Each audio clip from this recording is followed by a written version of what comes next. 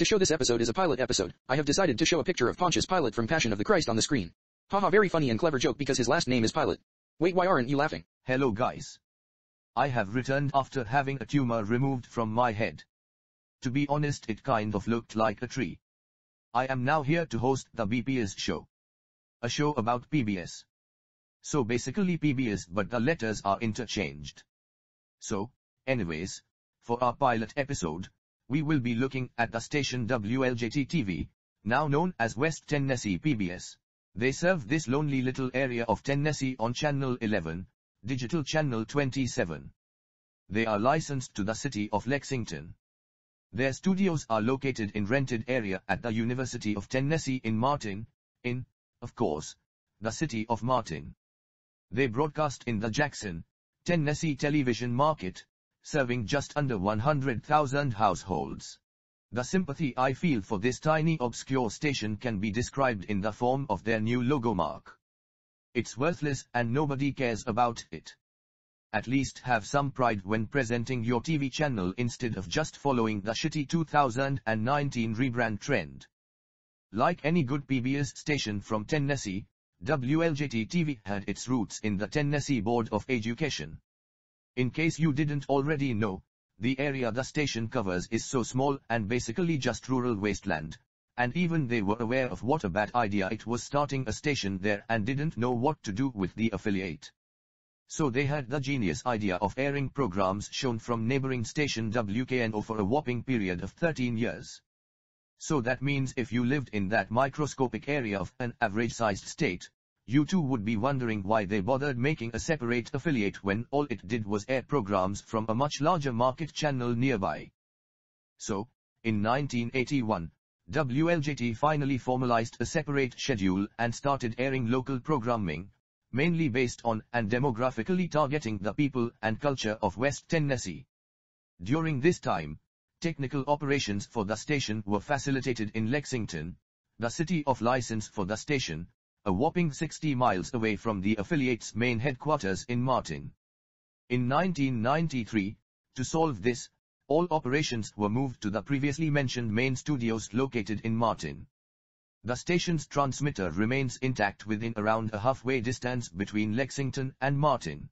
As mentioned earlier, most of WLJT's original programming relates to the people and cultures of the rural areas of West Tennessee.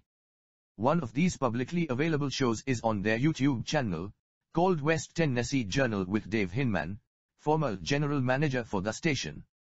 The show centers around people, places, and events around the region and features interviews with community figures. It gives an insight as to the daily lives of people in the Barron region. Another example of an original production from them is a show called Gospel Showcase, a show featuring local musicians performing country gospel music. So basically Austin City Limits but for Christians.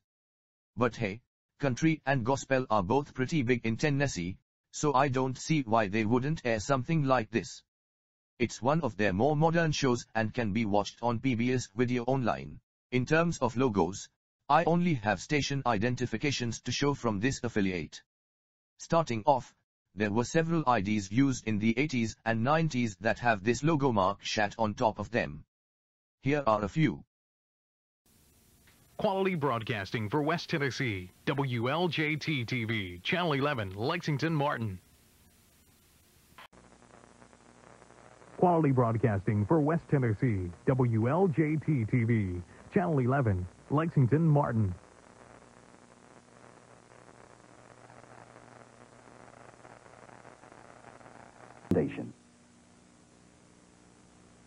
This is WLJT-TV, Channel 11, Lexington, Martin, Tennessee.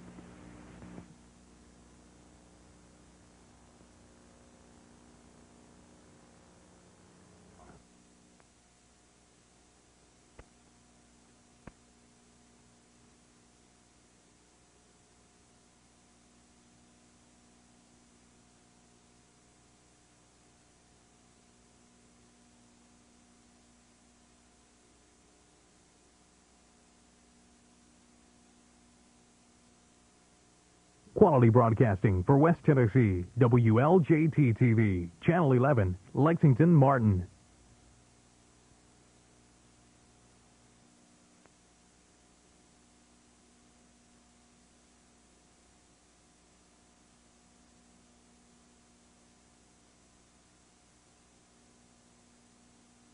Quality broadcasting for West Tennessee, WLJT-TV, Channel 11, Lexington, Martin. During the early 1990s, the station introduced a new ID to coincide with PBS's redesign of 1993.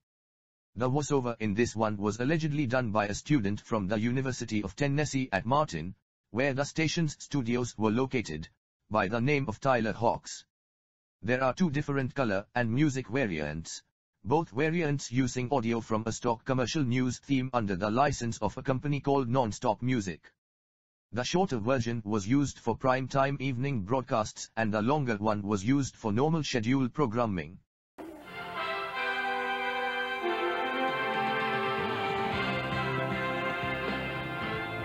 WLJT-TV, Channel 11, Lexington, Martin, reflecting the best of West Tennessee.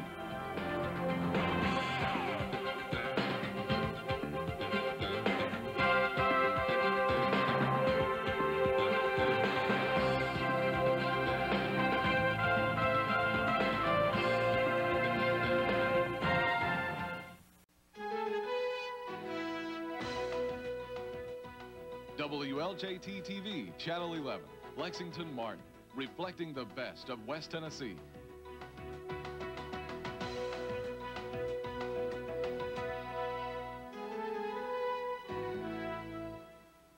Sure, these idents had good animation for their time, but shit, they could have been averaged by a long margin. I would definitely lose patience if I had to sit there waiting for 30 seconds for a logo to end so I could watch my favorite episode of Gospel Showcase with the guy who sings about dying on a cross. This ident was based on the 2003 PBS generic ident. But hey, it's West Tennessee now. And this is the time where WLJT decided to do the chat switch from analog to digital broadcasting. Other than that, there really isn't that much to say about this one. Roll the clip. JT-TV DT, Channel 11, Lexington, Jackson, Martin. Public television for West Tennessee.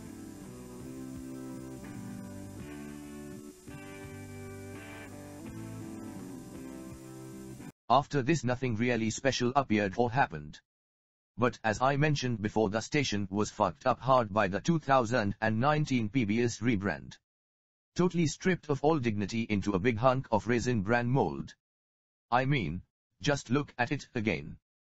Compare that to the previous logo. My therapist says I should definitely stop yelling at corporate animations, and I don't want to end this video on a bad note, so I guess that does it for this pilot episode. Tune in next time for more analysis of obscure television stations broadcasting within the middle of nowhere. Hi, Pontius Pilate from Passion of the Christ here. Before this episode ends, I just wanted to tell you that the boy forgot to mention at the beginning of the video that WLJT-TV signed on air in 1968. People are so lazy nowadays forgetting things.